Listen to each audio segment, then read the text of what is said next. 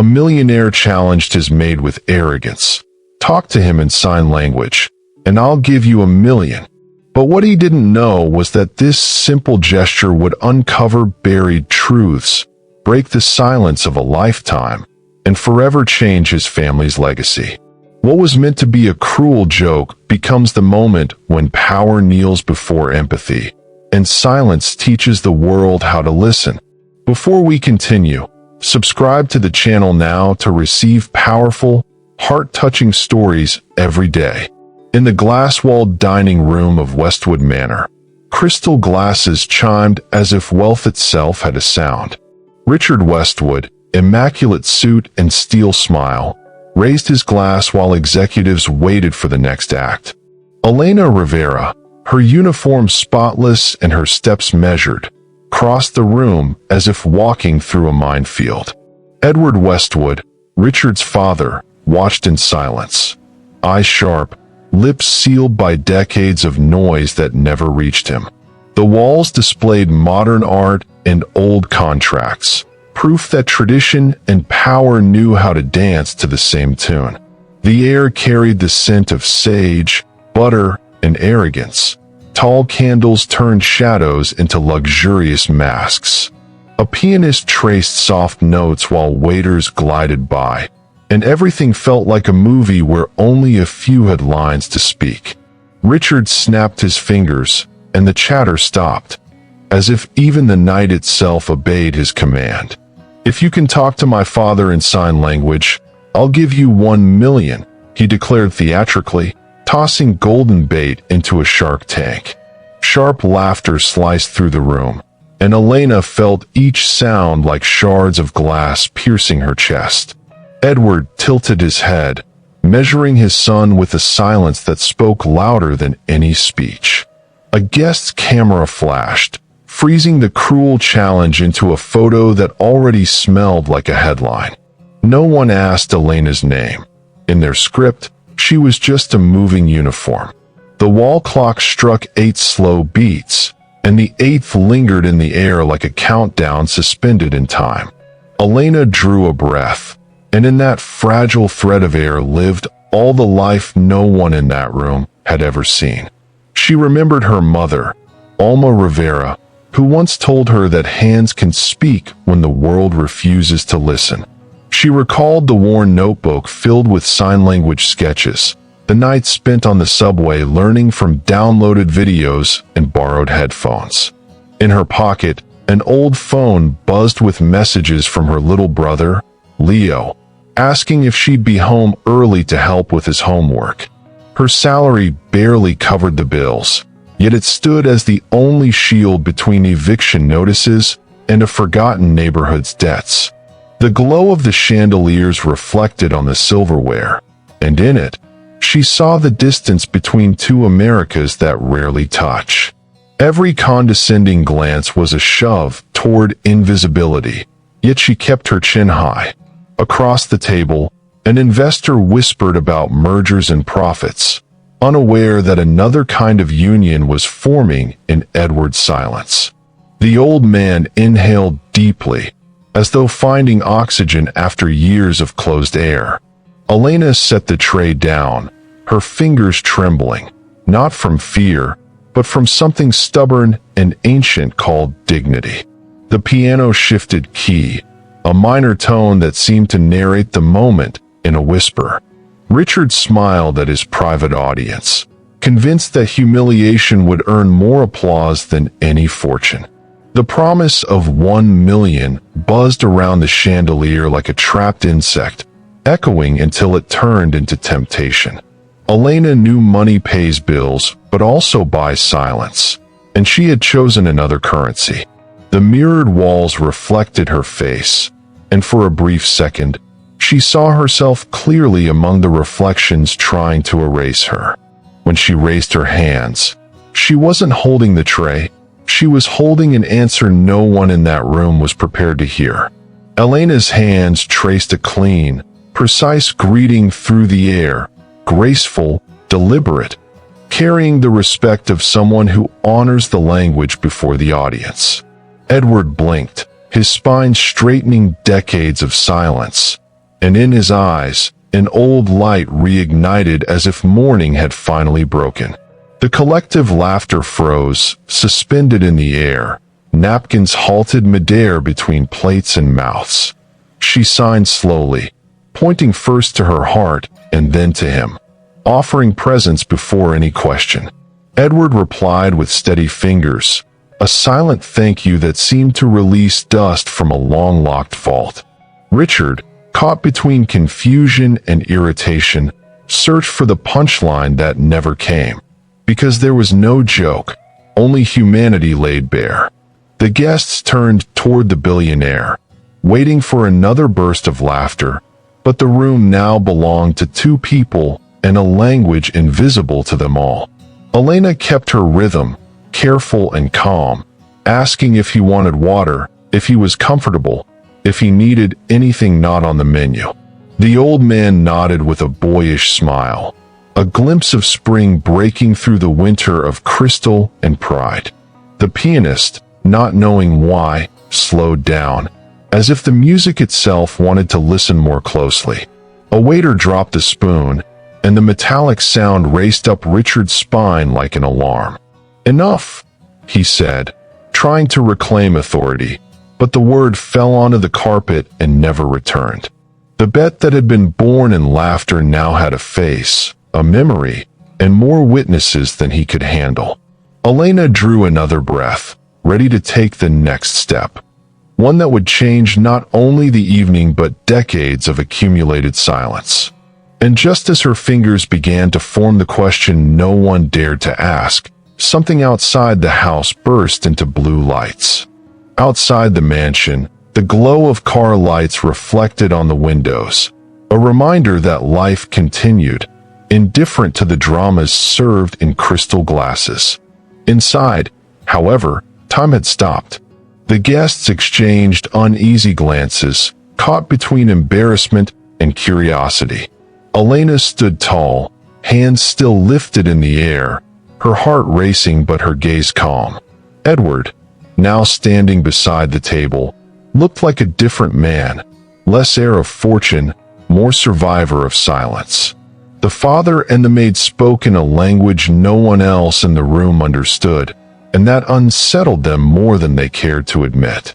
Richard cleared his throat, as if trying to retake control of his own story, but the scene had already written itself. "It's just coincidence," he muttered, but his voice trembled, breaking in the air scented with expensive wine. The old man signed something brief to Elena, a thank you only the two of them could understand. She responded with a discreet nod, holding back the emotion burning behind her eyes.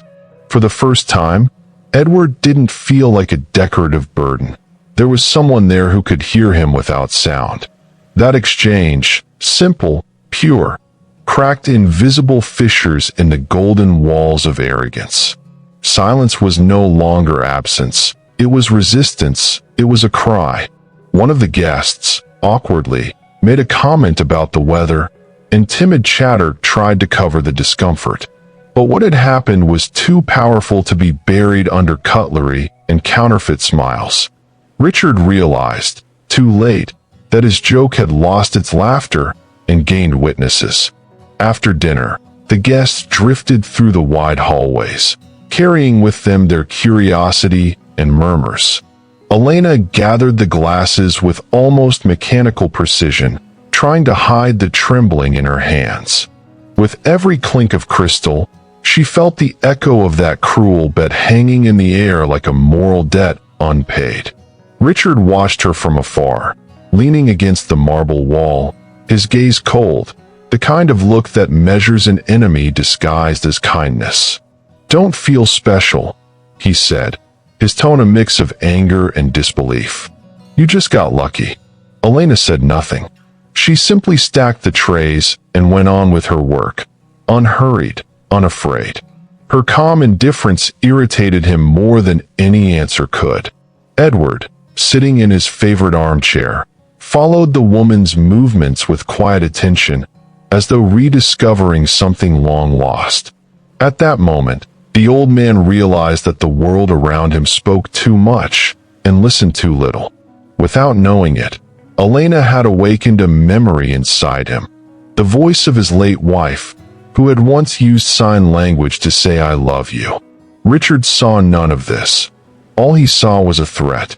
To him, empathy was weakness, and weakness had no place in the Westwood name. But with each glance his father cast toward the maid, the son's control slipped further away.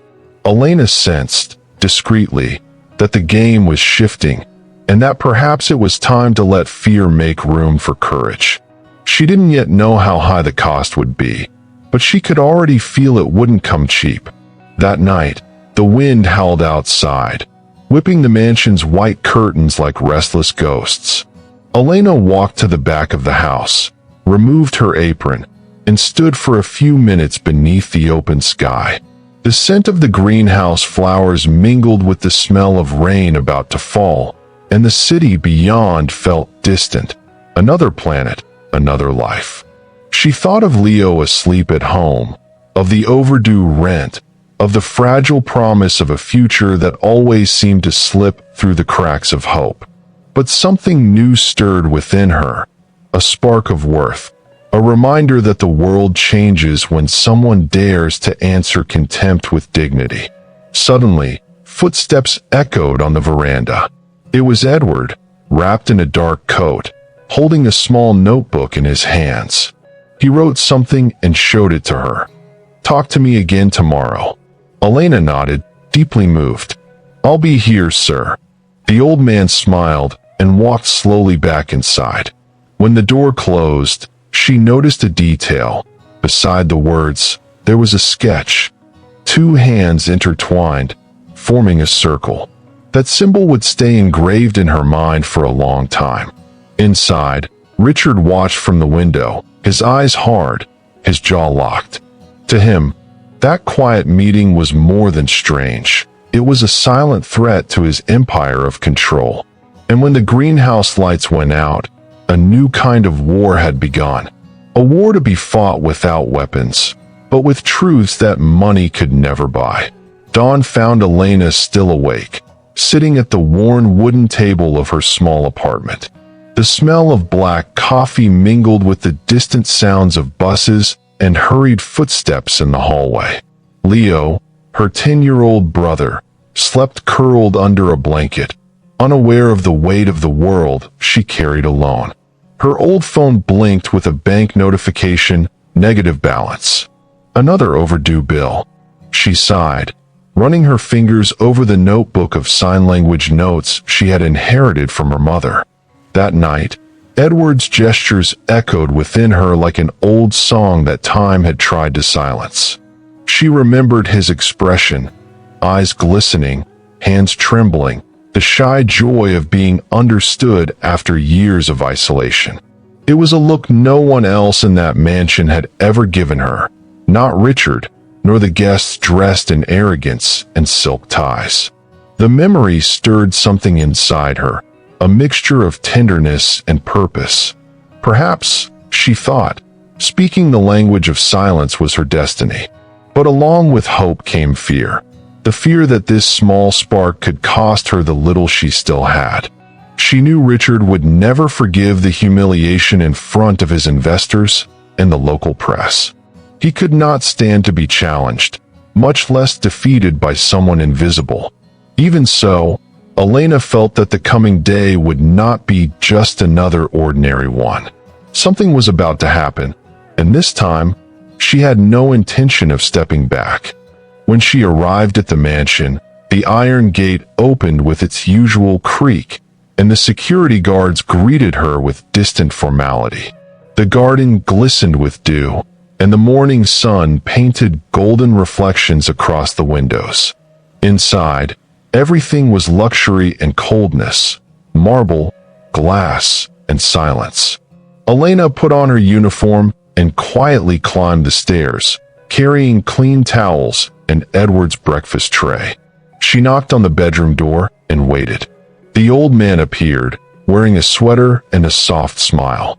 He pointed to the notebook, and Elena understood the invitation. They sat by the window and began to speak in signs. Edward told her he had learned sign language in the 1970s, when he was still teaching engineering at the university. But after losing his hearing, he withdrew from the world, and the world withdrew from him. Elena listened with her heart, replying with empathy and respect. The old man sighed. "You speak like someone who understands pain." She hesitated, then replied, "And you listen like someone who understands silence." For a few minutes, there were no masters or servants, only two human beings exchanging humanity. But as this happened, a shadow watched from the narrow gap of the half-open door. Richard was there, and what he saw reignited a hatred that knew no limits. Later, the billionaire's office felt smaller than usual, compressed by the weight of restrained fury. Richard paced back and forth, the gold watch on his wrist ticking sharply with every movement. His words came out cold and cutting. "She thinks she can play the hero in my house." He grabbed the phone but didn't dial. Something stopped him. The image of his father smiling with Elena hit him like an open wound. It was something he hadn't seen since his mother's death. An old resentment surfaced, the anger of a son who had spent his life competing with the memory of a woman his father never got over. At that moment, he decided that Elena would not only be dismissed but erased from the history of the Westwood family. He turned off the lamp, lit a cigar, and watched the reflection of the flames in the glass window. The world could call him arrogant, but he preferred the title that gave him control. And as the scent of tobacco filled the air, a dark idea began to take shape. If his father valued that woman so much, he would turn her into the perfect weapon to destroy Edward's own pride. Revenge, he thought, would be silent, and therefore, far more devastating. And in that moment, the man who had mocked empathy began to plot a dangerous game, where the prize wasn't money, but power. The next morning dawned with a cold wind sweeping through the hills of Crystal Hill, where the Westwood mansion stood like a glass fortress. Elena walked through the corridors with her usual composed steps, trying to ignore the curious stares of the staff. Rumors spread like dust. They said she had charmed old Edward, that they spoke with their hands, that she might even be promoted. She pretended not to hear, though deep down she feared every whispered word was an omen of what was to come. At lunchtime, she received a note, the paper folded neatly and sealed with the family's golden crest. "Mr. Richard Westwood requests your presence in the main office at precisely 2 p.m. Her stomach turned. There was no way to refuse. In the dressing room mirror, she adjusted her hair, took a deep breath, and whispered a short prayer. Outside, the clouds thickened, as if the weather itself sensed danger approaching. She knocked on the door at exactly the appointed time. "Come in," answered the deep, impatient voice. Richard sat behind his mahogany desk, his face half lit by the cold glow of the computer screen. He didn't look up right away, simply gestured for her to approach. On the desk lay a contract, a pen, and a white envelope. "I have a proposal for you," he said flatly, without emotion. Elena didn't know it yet, but in that moment, the trap he had set was already beginning to close around her. Richard rose slowly, adjusting his suit jacket. "My father likes you. That's rare, and I respect rare things, up to a point." She held his gaze, silent and steady. "He has an important meeting at Westwood Energy headquarters tomorrow. Foreign investors, translators, cameras, everything recorded." He paused, weighing the effect of each word. "I want you there. Stay by his side, translate when necessary, and make sure he isn't embarrassed. In return, you'll be rewarded." He opened the envelope, revealing a stack of neatly arranged bills. A small fortune for someone who counted coins to survive. Elena stood motionless. "I can't accept money for that, sir." Richard laughed, a short, metallic sound. "It's not charity. It's payment for your obedience." Her blood ran cold. That man never offered opportunities, only traps. But his gaze was in order, and when she left the office with the contract in her hands, she knew she had accepted more than a job. She had signed her fate. That night, Edward found her in the greenhouse and immediately sensed the unease in her movements. He sighed. "My son spoke to you, didn't he?" She nodded. "He said he wants me to accompany you to the meeting." Edward sighed, weary. "Don't trust him." His wrinkled hands rested gently over hers. "He's trying to prove something, and he'll use you to do it." Elena hesitated. "But if I refuse, he'll fire me.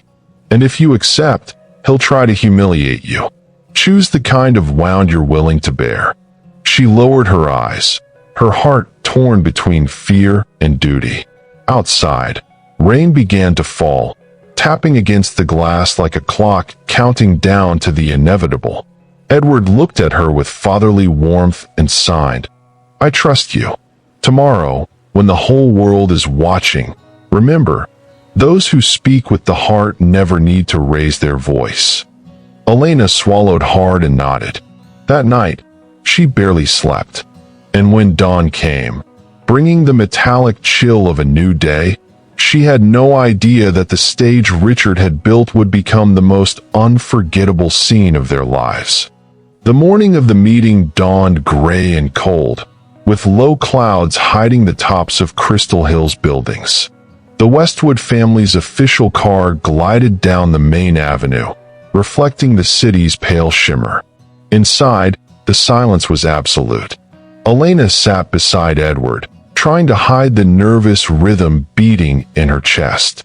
She wore a simple blazer over her uniform, her trembling hands folded tightly in her lap. Edward, elegant in a dark suit, watched the passing scenery through the window, the calm gaze of a man who had weathered far worse storms. Up front, Richard spoke on the phone, alternating between sharp orders and hollow smiles, the kind that existed only to impress investors. "Don't be late, and stay focused on the presentation. Nothing can go wrong today," he said before hanging up.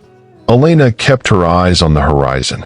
She knew there was something hidden behind that invitation, a motive not written in the contract.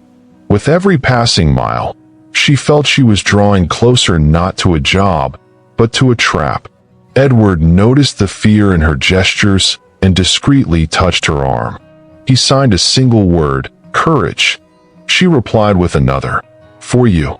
And in that silent pact, both decided they would face whatever awaited them, together.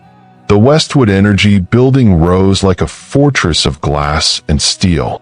Journalists waited at the entrance, cameras ready to capture every second. Banners bearing the company's name covered the lobby, and the hum of English, French, and German voices blended in the air. Elena walked among the rushing executives, a temporary badge hanging from her chest. With each step, she remembered the cruel promise made days earlier. "If you talk to my father in signs, I'll give you $1 million. That sentence now felt like a prophecy disguised as an insult. Richard moved through the crowd, greeting guests with the polished smile of a perfect host. But behind that smile, a sinister plan. As everyone took their seats, he discreetly instructed the hired interpreter to stand aside and let Elena handle the translation. He wanted her to fail, to stumble, to become a joke in front of the foreign investors. Edward, however, saw through it all. The old man's eyes glimmered with a mix of sadness and restrained fury. He knew exactly what his son intended, and had already decided that it wouldn't be Elena who left that room humiliated. But to stop it, he would need something he had lost long ago: the courage to defy his own blood.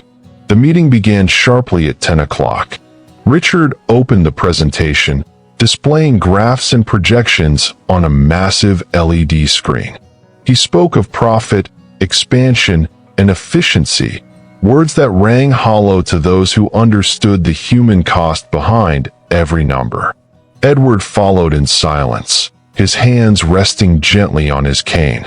When it came time for his part, Richard turned theatrically toward Elena. Now, my assistant will translate my father's words. Let's hope he understands. The irony was a dagger dipped in poison. Elena swallowed hard and stepped closer to Edward, who looked at her with tenderness. The old man rose slowly, with effort, and made his first sign. "Thank you," she translated aloud, her voice steady and clear, surprising the audience. Then came another gesture, and another, until the entire room leaned forward, captivated. What was meant to be a spectacle of humiliation was turning into a moment of genuine emotion. And when Edward signed something that made Elena shiver, she realized he was about to reveal something that would change everything. The silence that followed was so heavy that even the clicking of cameras couldn't fill it. Edward's fingers moved slowly, with almost ceremonial precision. Each motion felt like a sentence engraved in the air. Elena followed attentively, translating his words in a trembling yet resolute voice. "For many years," he said, "I was treated as a symbol, not as a man." Murmurs began to ripple through the room. Investors exchanged puzzled glances, unsure of where the speech was going. Richard forced a smile, trying to interrupt. "Gentlemen, perhaps there's been some misunderstanding."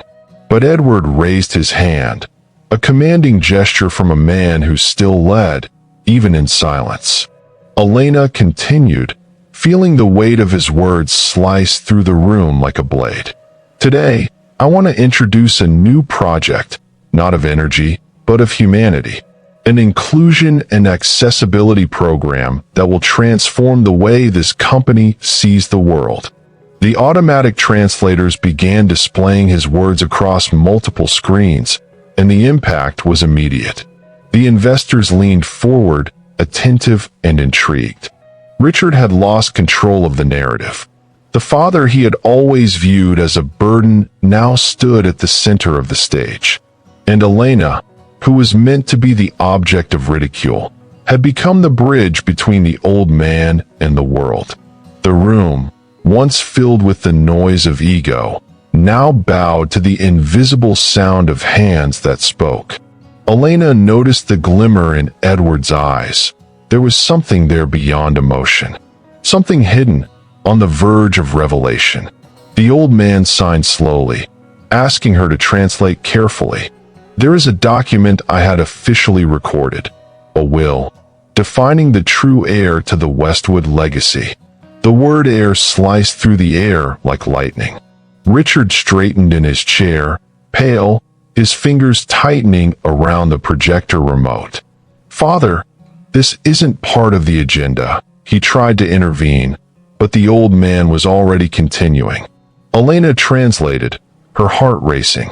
"For years, I invested in profit and forgot people.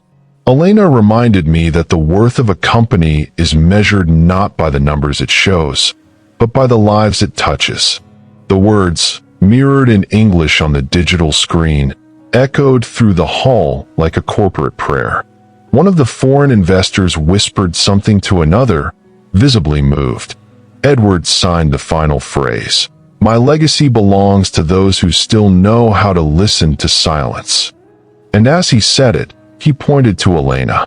The audience held its breath. Richard shot to his feet, his face burning red with fury. "Enough. This is a ridiculous circus." Chaos erupted. Photographers surged forward, flashes exploding, journalists scribbling furiously. Richard grabbed the microphone. "She's manipulating my father. He doesn't even understand what he's saying." But Edward faced him with an icy stare, the kind of authority time could never erase. In silence, he signed something that made Elena hesitate to translate, though she knew she must. "You taught me to hear the sound of money, my son. Today, I want you to learn the sound of regret." A murmur swept through the auditorium. Richard felt the ground vanish beneath him, the empire he had controlled for decades beginning to crumble before the cameras. Elena fought to steady her trembling hands, fully aware that her voice was now recording a historic turning point. Edward leaned on his cane, ending with quiet dignity. "The meeting is adjourned." And before anyone could speak another word, the old man stepped down from the stage, slowly, with Elena at his side, while behind them, the Westwood world began to collapse. But what none of them knew was that the real war was only beginning. Richard would not lose without a fight, and the price of defying a man who had never learned to lose would be far too high for someone who only wanted to be heard. The glass corridor of Westwood energy felt like a long, heavy crossing. Elena walked beside Edward, the sounds of flashes and murmurs fading behind them. Outside, the city carried on as usual, but inside, the air was thick, saturated with shock and shame. Edward moved slowly, leaning on his cane, his expression calm despite the chaos. Elena tried to make sense of what had just happened.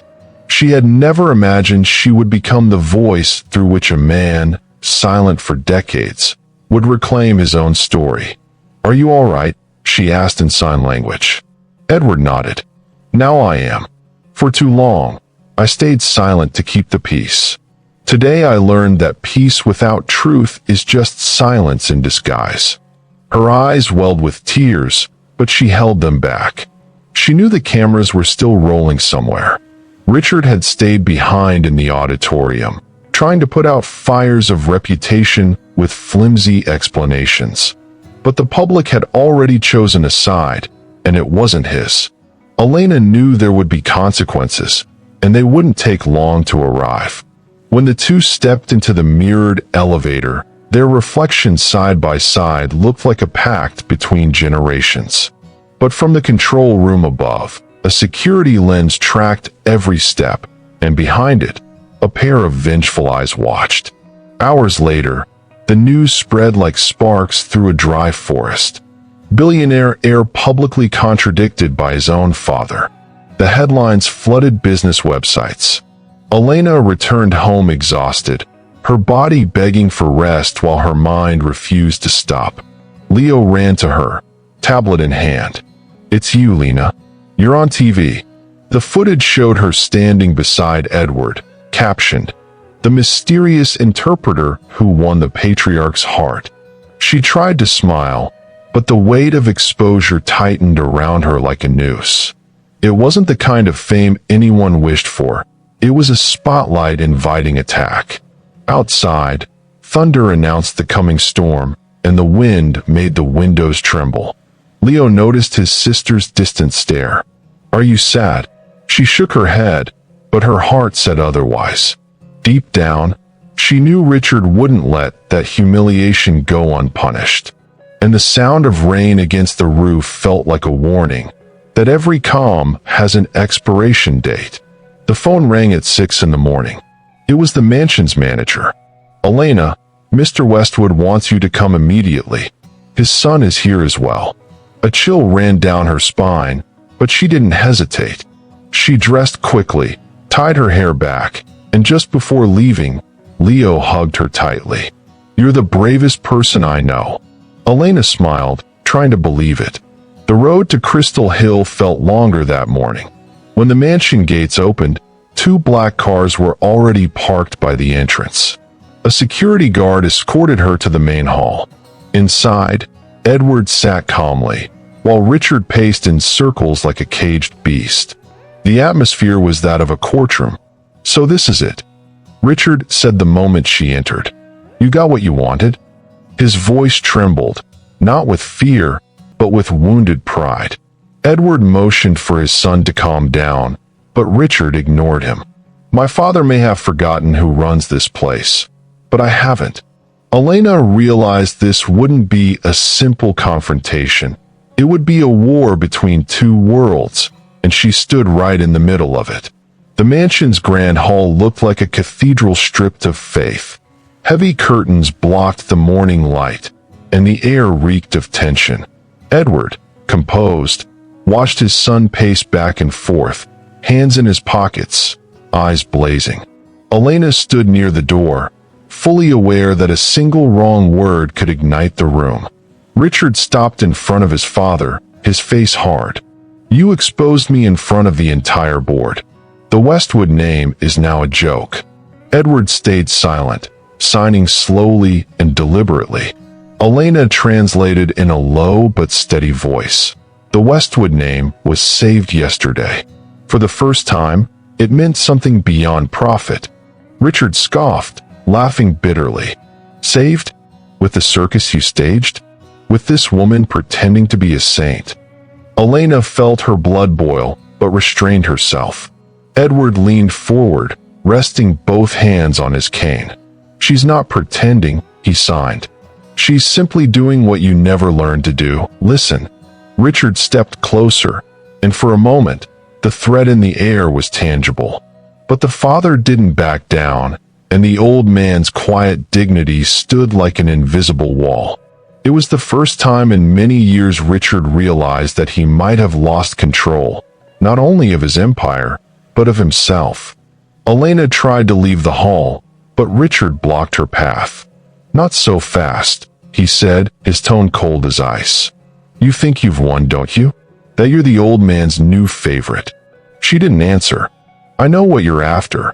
Fame, money, some made-up position in this little inclusion circus." His words dripped with poison.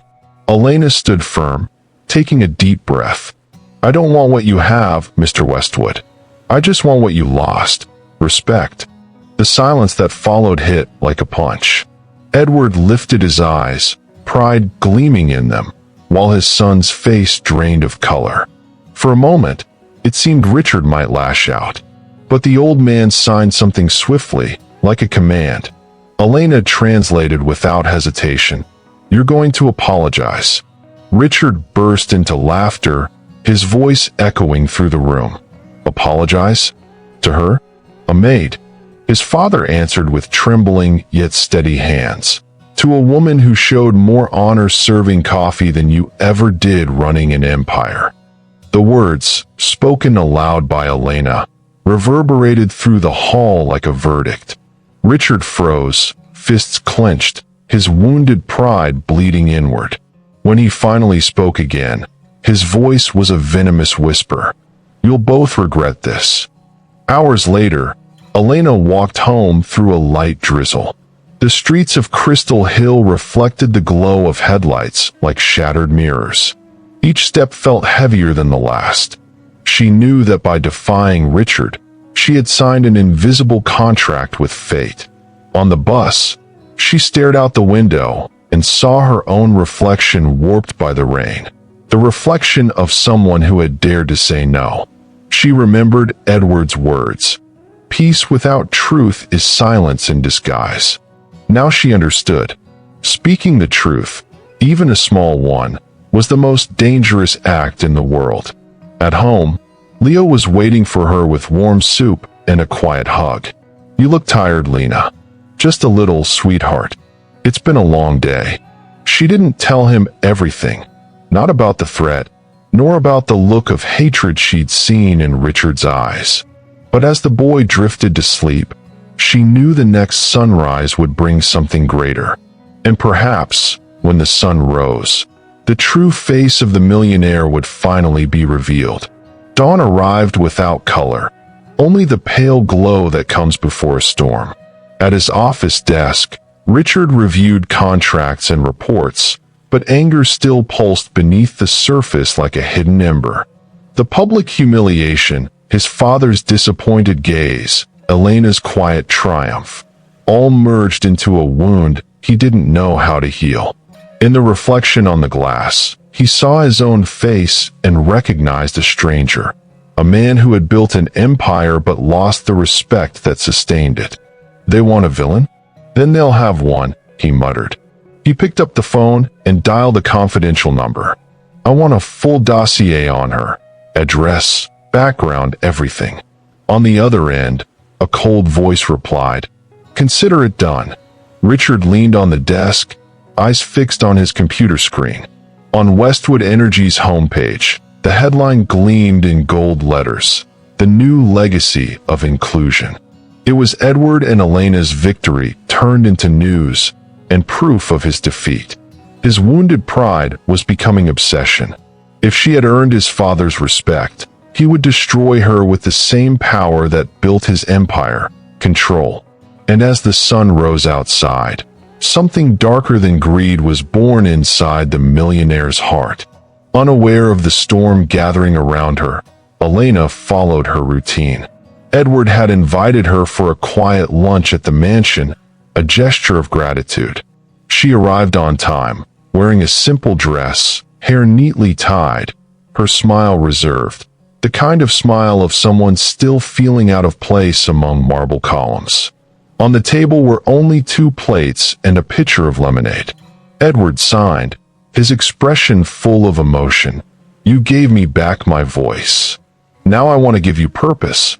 Elena lowered her gaze, deeply moved. He continued, "I want you to lead a staff training project. We'll teach sign language to every department. Inclusion must start at home." Her eyes filled with tears. "This is more than I ever dreamed of. It's only the beginning." The old man signed with a gentle smile. But neither of them knew that every word, every gesture, was being recorded. Richard had installed hidden cameras in the office and main hall. Nothing escaped the electronic eye of the man who confused surveillance with power. While father and maid celebrated hope, he was already preparing his final trap, a move that would merge humiliation, revenge, and loss. 2 weeks later, the launch event for the Hands That Speak program filled the company auditorium. Elena took the stage beside Edward, dressed in a light blue suit that radiated confidence. Press cameras flashed from every corner. She told her story, without theatrics, just truth. She spoke of her deaf mother, of learning through sacrifice, of the power in every gesture that builds invisible bridges. The audience rose to their feet in applause. But amid the clapping, Richard smiled from the back of the room, a smile not of pride, but of certainty in the blow about to fall. Midway through her speech, the giant screens went black. A video began to play, edited, distorted footage suggesting that Elena had manipulated Edward, forged documents, and exploited the Westwood name for personal gain. The auditorium erupted in gasps and whispers. She stood frozen, microphone in hand, her heart sinking. At the back, Richard began to clap slowly. "Bravo, Miss Rivera. It seems not every sign language is as innocent as it looks." The crowd turned against her. The same eyes that had once shone with respect now sliced through her like knives. And there, beneath the weight of lies, Elena realized that the fight for truth had only just begun. The silence that followed the video was deafening. The lights in the auditorium still flickered, and the air smelled of electricity and disbelief. Elena stood frozen at the center of the stage, her legs trembling as if the floor beneath her had turned into cracked glass ready to shatter. The faces that once reflected admiration now held doubt, contempt, and poisonous whispers. Edward rose to his feet, confused, trying to understand the source of the manipulated footage. "Stop this now," he signed urgently, but no one reacted. His authority had already been dissolved by scandal. Richard approached slowly, theatrically, savoring each step. "It seems Miss Rivera isn't as exemplary as we thought," he said, his voice smooth and cold. Elena tried to speak, but her throat locked. The video played fragmented clips of private conversations, edited to suggest corruption. Each fragment was a carefully constructed lie. "It's fake," she finally managed to say, but the camera flashes were already turning her into a headline. The audience clapped, not out of admiration, but mockery. And in that moment, the world she had begun to build collapsed with the same thunderous sound that accompanies betrayed truths. When the lights went out and the crowd dispersed, only ruins of dignity remained. Edward, shaken, tried to approach the interpreter, Elena. She stepped back, tears streaming down her face, her chest burning with the weight of injustice. He won, Mr. Westwood. He destroyed everything. Edward signed desperately. It's not over yet. But her body trembled. You don't understand. People believe him, not me. Outside, journalists waited like wolves. Questions, flashes, microphones, a storm of voices that made it hard to breathe. A security guard escorted her out through the side exit, but the damage was already done. The press released the footage with cruel captions. The maid who deceived a billionaire. Within hours, the internet was flooded with hate and sarcasm. What had once been a symbol of empathy was now branded as opportunism. Elena didn't know whether to feel anger, grief, or simple exhaustion. All she knew was that everything she had done out of love and respect had become the source of public humiliation. That night, the small apartment felt smaller than ever. Leo cried in the living room, clinging to the tablet that displayed the news. They're lying, Lena. I saw you, I know. She hugged him tightly, trying to hide her own despair. It'll pass, my love. Everything passes. But even she didn't believe her own words. The phone wouldn't stop ringing. Reporters, strangers, even acquaintances wanting to hear her side. Elena turned it off and sat in the dark, her hands covering her face. She thought about giving up, about disappearing, about never lifting her hands to speak again. But then she looked at Leo, sleeping on the couch, his innocent face still marked by tears. And something inside her reignited, a small but stubborn flame. Richard might have money, influence, and the media, but she still had what he would never understand, the truth. And as the night wind rattled the windows, Elena made herself a promise. She would find a way to prove it, even if it meant facing the entire Westwood Empire alone. The days that followed were an unrelenting storm. With each sunrise came new headlines, new comments, new doors closing. Elena could no longer step outside without feeling the weight of every stare. At work, her colleagues avoided her. On the streets, whispers hid behind false curiosity. Social media painted her as a traitor, and the name, Rivera, became synonymous with scandal. Leo turned off the tablet, tired of seeing his sister insulted. But even amid the chaos, something began to shift. Small cracks appeared in Richard's perfect narrative. Some journalists noticed inconsistencies in the video. The footage looked spliced, the voices distorted, the files without any traceable source. One of them, a reporter named David Brooks, decided to investigate. He was young but fearless, and he saw in this story something far greater than mere controversy. Meanwhile, Elena lived on silence and faith. She spent her nights replaying the recorded gestures, searching for any clue that could prove her innocence. And one sleepless night, she found something that would change everything. In the reflection of a glass panel behind one of the doctored scenes, there was a shadow, a familiar silhouette. The profile of Richard Westwood. At that moment, her blood ran cold. The video that had ruined her life had been filmed inside the mansion, in Richard's private office. It was the missing proof. But how could she use it without being destroyed first? Elena knew she needed help, and David Brooks was her only chance. She arranged to meet him at a quiet cafe on the outskirts of town, where the clinking of cups muffled conspiracies. When he arrived, his eyes were sharp, and a recorder peeked from his jacket pocket. "Do you want to clear your name or bring down an empire?" he asked bluntly. "Both," she replied without hesitation. David smiled, impressed. "Then you'll need something stronger than words. You'll need evidence." Elena showed him the frozen frame from the edited video, Richard's shadow clear under the lamplight. "He used me to get revenge on his own father." David immediately understood. This wasn't just a story about a woman and a billionaire. It was about power and humanity. "If this is real," he said, "we'll expose everything. But we have to do it the right way."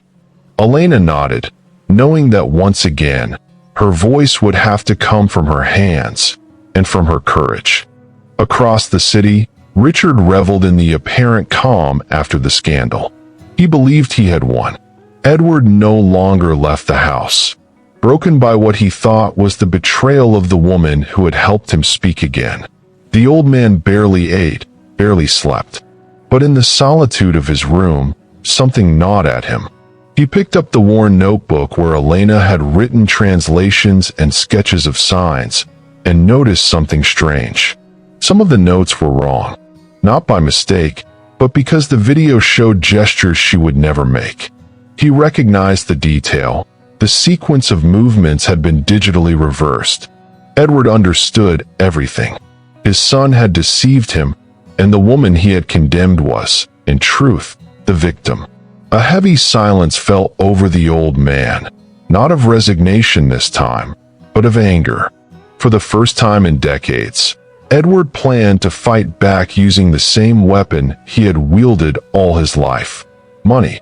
And while Elena and the journalist gathered evidence, he prepared his own quiet revenge.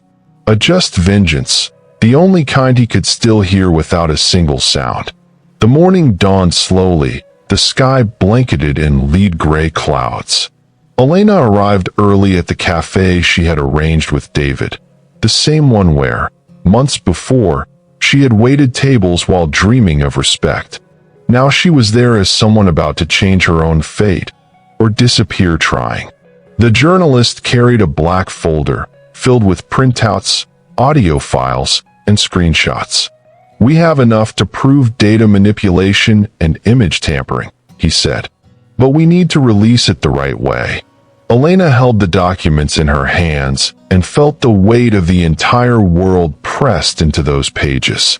"If I do this, Richard will destroy me. He has lawyers, influence, everything." David nodded, a faint smile crossing his face.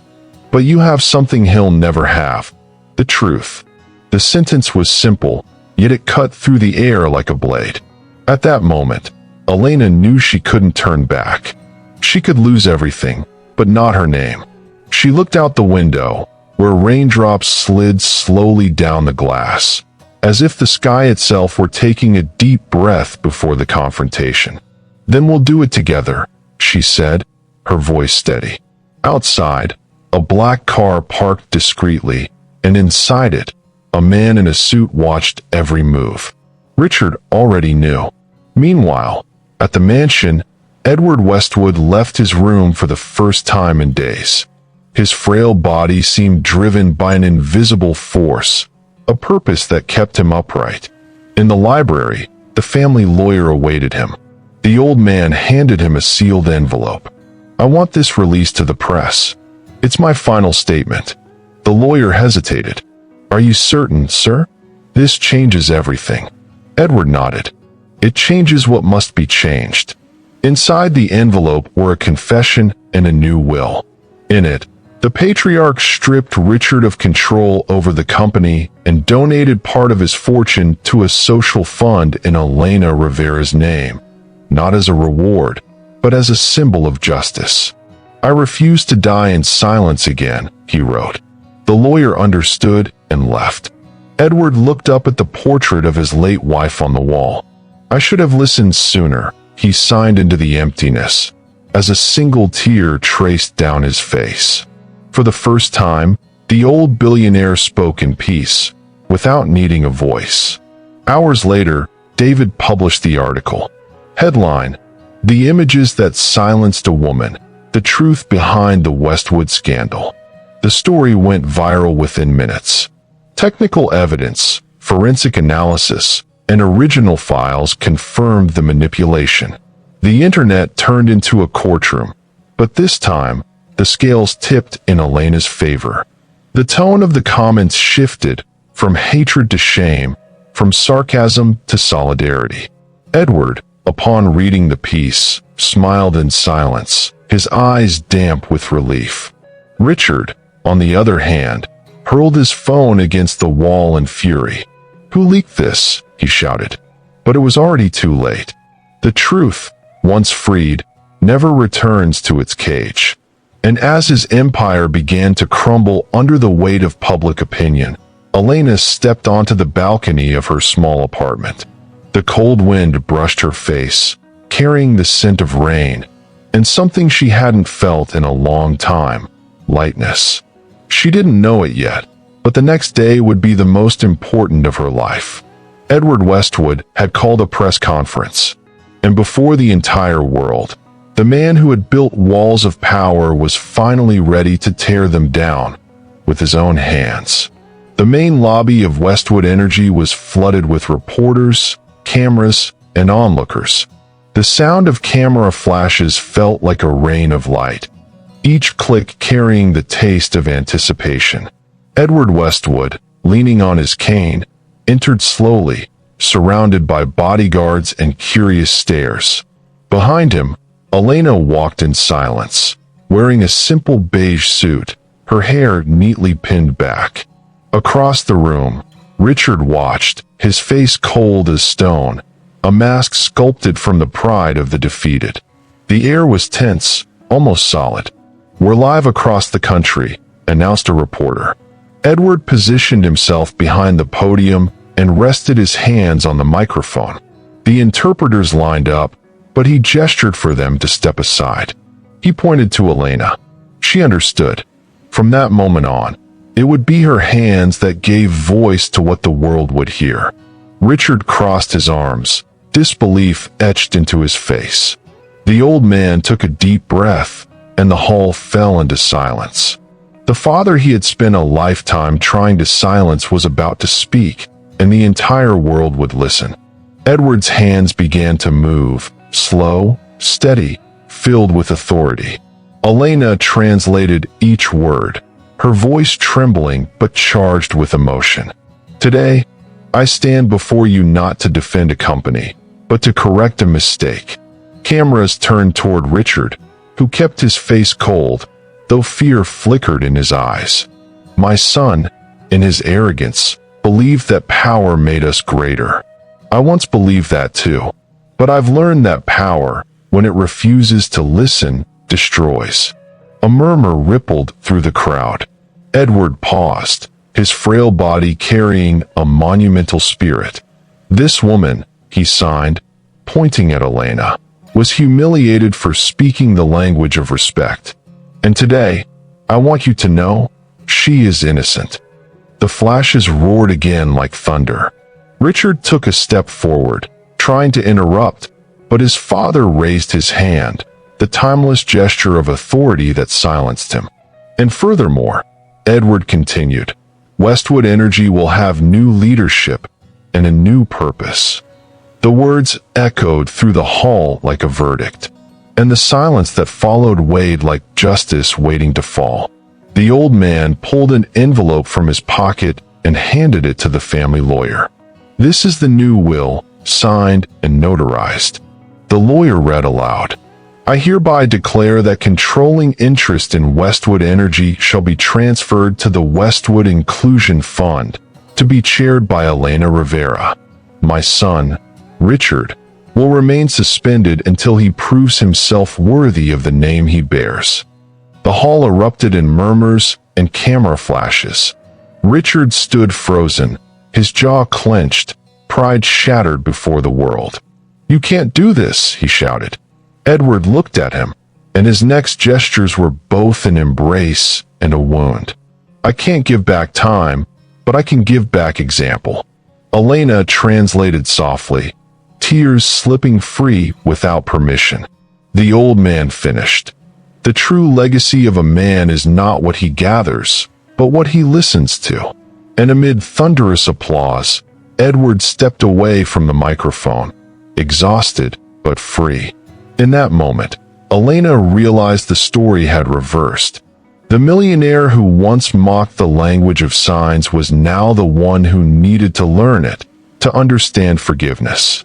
But forgiveness, she knew, was still far from being born. The sun was setting behind the skyscrapers as the lobby of Westwood Energy emptied. The cameras were gone. The reporters had vanished, but the echo of Edward's words still lingered in the air. Elena remained there, motionless before the podium, her heart beating in rhythm with the last sentences she had translated. At the back of the room, Richard watched in silence, his anger now mixed with something deeper, humiliation, perhaps even regret. But pride was a beast that refused to die easily. "You think you've won, don't you?" he said, slowly approaching. Elena didn't respond. "My father's old, weak. Once he's gone, everything will go back to normal." She turned to face him, her eyes unwavering. "Nothing goes back to what it was after the truth." Richard laughed, but the sound was hollow. "Truth is relative, Miss Rivera, and the world forgets quickly." "Not always," she replied softly. "Not when the world learns to see with its heart." Her words hit harder than any physical blow. For a brief moment, the man who had once commanded entire rooms seemed smaller than his own silence. And when Edward appeared at the doorway, leaning on his cane, Richard looked away, for the first time, unable to bear the weight of his own actions. Elena helped the old man sit down, and for an instant, the three of them stood there, a triangle of guilt, truth, and redemption. "My son," Edward signed with effort, "I don't want to punish you. I want to free you from the lie you chose to live." Richard bit his lip, his anger giving way to an old, buried pain. "Free me? You raised me to win, not to lose." Elena translated quietly, but Edward replied directly, his hands steady. "To win the world and lose your soul is the worst kind of defeat." Tears welled in Richard's eyes, though he turned away, unwilling to surrender. "Everything I did was to honor your name." Edward gave a sad smile. "No, you did it so the world would keep saying my name mattered. But my name isn't a title, it's a legacy.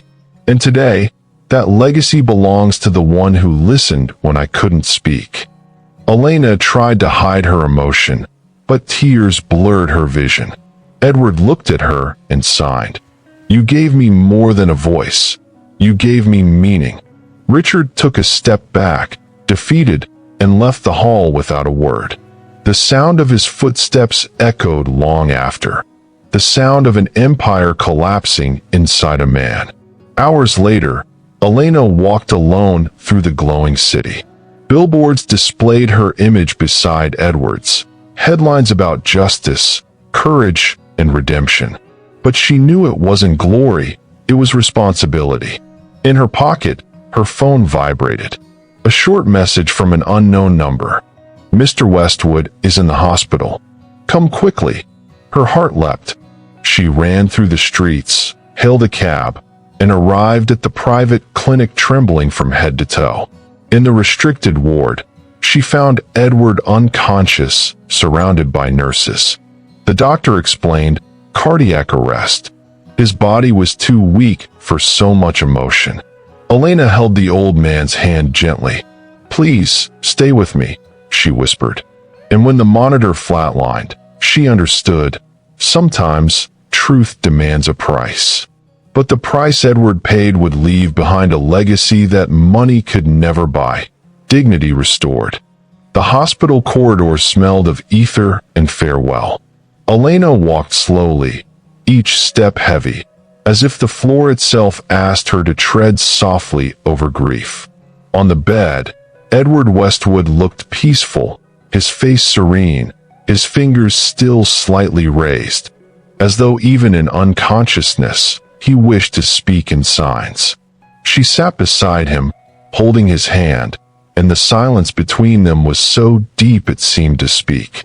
"You taught me what courage really means," she murmured. Outside, the city lights flickered like distant constellations. The nurses passed quietly, aware that this wasn't just a rich man, but a redeemed one. Elena rested her head on his hand and closed her eyes. For the first time in months, she felt no fear. Justice had been done, even if at too high a cost. And deep within her, she knew that the voices that truly matter never shout, they simply endure. When she finally lifted her gaze, she saw Richard standing at the door, his face drawn, his eyes swollen. There was no arrogance left, only a son standing before the ruins of himself. He entered slowly, hesitantly, like a man afraid of his own reflection. Will he wake up? Elena shook her head, her voice trembling. The doctors don't know. Richard stepped closer, taking his father's other hand, and though late, the gesture was sincere.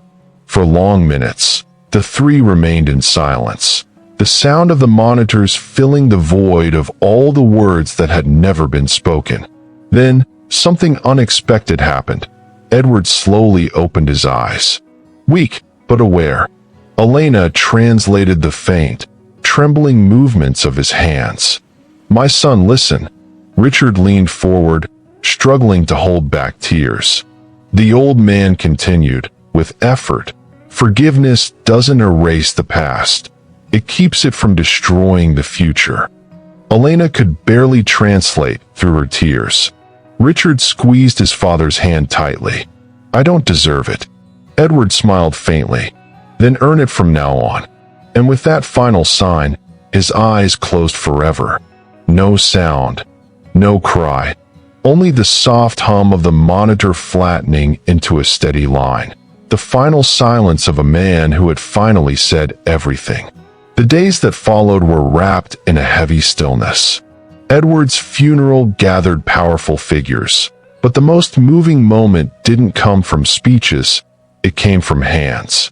During the ceremony, Elena stepped up to the podium and, instead of speaking, began to sign. Each gesture was a tribute, a living translation of the soul of the man who had believed in the power of silence. The audience watched in reverent quiet. Few understood the words, but all felt their meaning.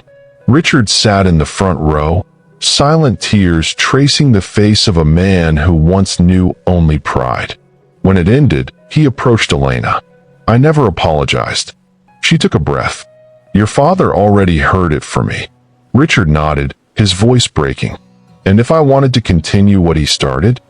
Elena looked at him for a moment, and for the first time, she didn't see the millionaire, but the son who had finally learned to listen. Then learn to speak like he did, with your hands.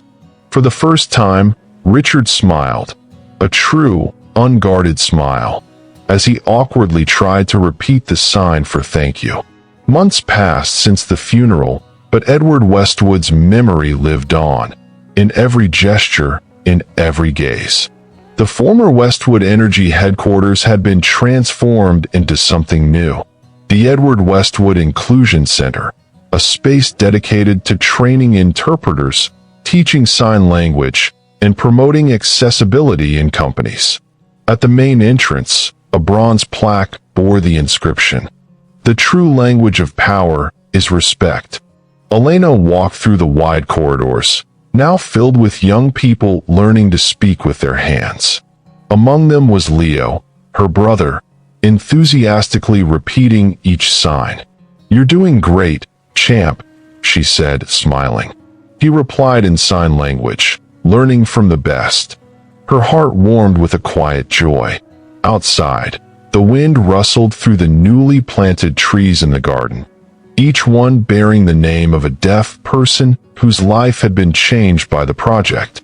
It was the forest born from Edward's silence. And in that moment, Elena understood. When someone chooses to listen, the entire world changes its sound. Richard arrived a little later, accompanied by two colleagues. He looked different, no suit, no arrogance.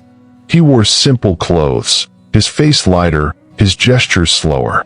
He carried a folder and an expression that mixed respect with gratitude.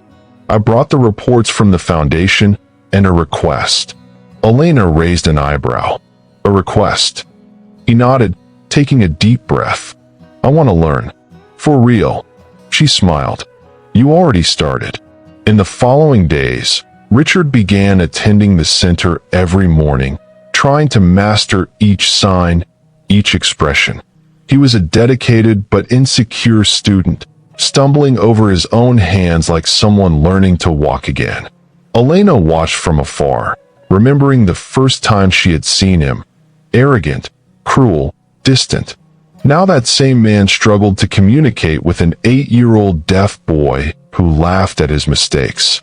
And somehow, that laughter sounded like forgiveness.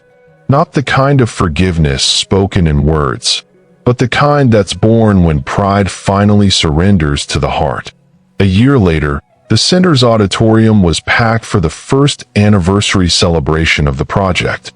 Cameras, guests, and a diverse crowd, executives, interpreters, students, all gathered under the same purpose. Elena stepped onto the stage beside Richard, now fluent in sign language. "Today, we celebrate more than inclusion," she said. "We celebrate the sound of hands that chose to say what the world never wanted to hear." Richard signed the sentence along with her, and the audience responded with visual applause, hands raised, waving in silence. The lights brightened, and in the crowd, a child held up a blue-painted sign that read, "If you talk in signs with my dad, I'll give you 1 million. Elena laughed, tears glistening. The phrase that once began as mockery had become a symbol of transformation. She looked at the sign and responded with her hands. "Some words are worth more than millions." The audience rose in applause, and in that moment, among gestures, tears, and light, Edward's silence echoed louder than any human voice. Because the legacy he left behind wasn't just about learning to listen. It was about learning to feel what another person means, even when the world refuses to hear. If this story touched your heart, subscribe to the channel now, leave your like, and share this video so more people can discover that even the smallest act of courage can change the world. Write in the comments, "I believe in the power of courage." Together, let's keep spreading stories that change lives and prove that hope can rise from the most unexpected voices. Thank you so much for your support.